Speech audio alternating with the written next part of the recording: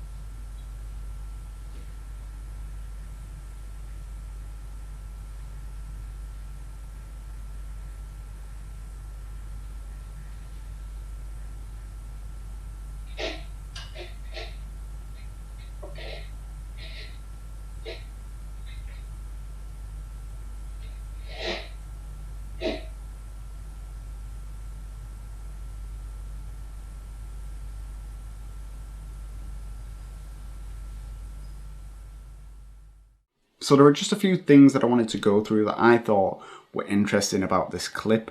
To start with, obviously you've got the ball moving around. As far as it goes, that's pretty self-explanatory. There's only so much you can really say about that.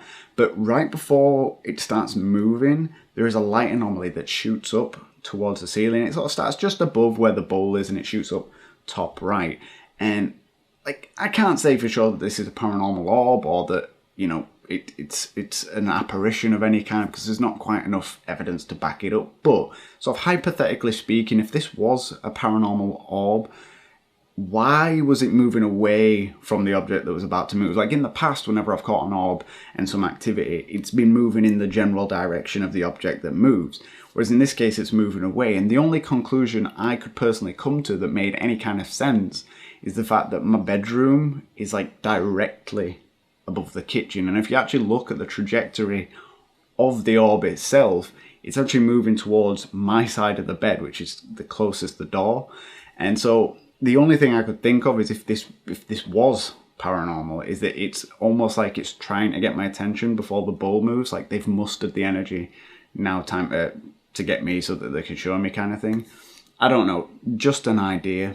The second thing that I noticed that maybe got missed was the reflection in the microwave while the bowl is moving. Now, it's not like a defining shape or anything. If you look at the microwave paneling, there's a highlighted spot where it's reflecting the IR light from the camera, and just for a few moments while the bowl is moving around, that spot gets brighter. Like there is a white spot that appears next to it. Now, it could be that maybe the IR light got brighter, like the polarity changed. It is a custom like IR light. There's every chance that it may be a slight malfunction, but nothing else in the room lit up. Like it's just this small spot. Surely if the IR light got brighter, other things would have been affected, but it's not. It's just this slight paneling got a little bit brighter on the right hand side and then fades off again. It doesn't stay there. So that was interesting. I honestly have no idea what to think of that. That one, if anything, I would be more likely to point towards the apparition side of things, but again, I'm going to leave it as unexplained and I'm just pointing out for the sake of interest.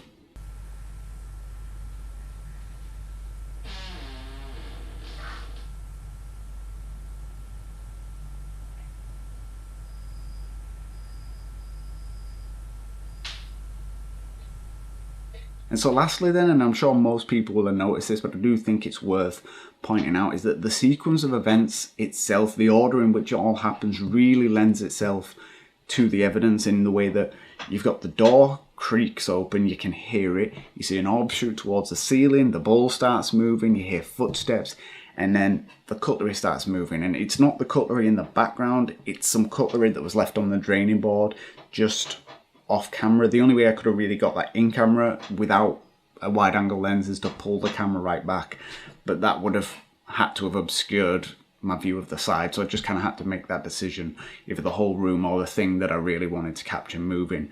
And so, you know, I made that decision. And overall though, I think the way it plays out really does lend itself to the evidence. I think it's absolutely amazing. And so I'm interested to hear what you guys think. Thank you so much for watching. And as always, I'll post any and all activity as and when I get it.